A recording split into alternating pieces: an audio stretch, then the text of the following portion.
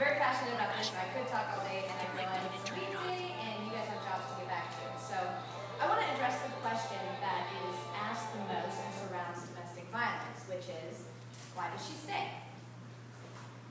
Shouldn't the real question be, why does he beat? Why does he batter? Why does he get away with this? But why does she stay? If you've never been through domestic violence, it's a very hard thing to understand, and I do want to try my hardest to make you understand the dynamics, the complicated dynamics that surround domestic violence and why a woman would stay. So why does she stay? Love and fear, two words that are completely different but directly connected to why she stays. She's in love, she fell in love, she entered a relationship expecting to be loved with love to give. Now, many victims remember the person that they fell in love with and not the person who is now beating them. You remember the person that you loved before the beatings.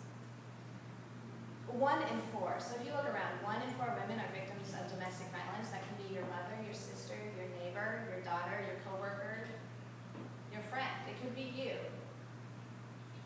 I'm a victim of domestic violence and now a survivor. Battered women are the product of domestic violence. They are not the cause. And until the only man I had ever loved enough to marry beat me, I was a woman, I was a citizen, I was one who said, never would I stay. Why does she stay? But I was in love. I fell in love, and a result of his crime against me, I was now in a situation where I became a battered woman. And why would I stay? I fell in love with a man who impressed and romanced and wooed me, and I was swept off my feet, but I didn't really know who he was. But abusers don't share with the world. They don't get into a relationship or go to work and say, hey, I beat my wife last night. They hide that. And we fall in love. So now we're deceived, and the problem is I was a battered woman, but the problem wasn't me, it was him. The problem isn't her, it's him. So now we're completely confused and shocked, and they tell us, I don't know what happened. I was out of control. I was drunk. It was your fault.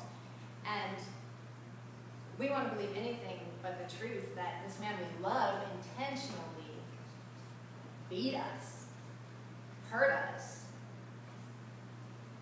And so we try to find that man that we fell in love with. And we stay. And then if there's a point that we're beaten so badly and we start to give up hope, here comes this man again that we fell in love with. So we're constantly off balance. We have no balance and no truth in our life. He keeps changing from the man we fell in love with to monster boy. So when do we leave? When he's that man we fell in love with and life is perfect, or when we're beaten down and paralyzed by fear and know that the second we leave is the most dangerous time in our life? Where will I go? What will happen to the kids? Will he kill me? Will this be the end? Will I be homeless? Will the kids be homeless? He's taken my phone. He's taken my money. Where will I go? If I tell anybody, they're not going to believe me. If I tell anybody, they're going to judge me.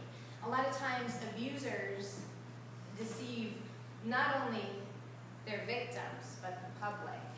And sometimes can be a public figure, or a religious leader, or a police officer, or a professional football player like mine was, who's respected on the field, and star football player, and he goes home and teaches our boys in the community how to play football. Who's going to believe you?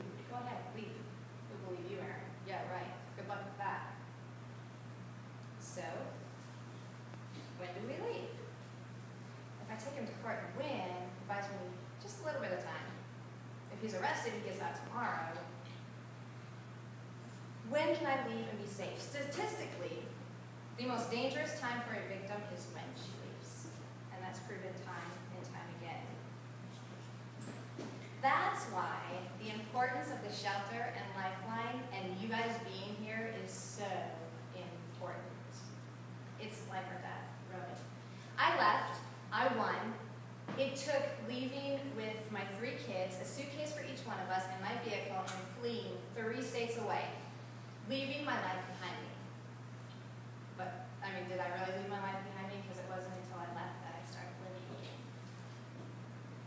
And when when women know that there's a place like Lifeline, what you guys are doing, and being here today and putting this out in public, they know there's a safe place they can go, they can be held up, they can be talked to. People will believe them, people will listen, people will protect them. Make sure that their children are protected and fed, and he cannot get to her.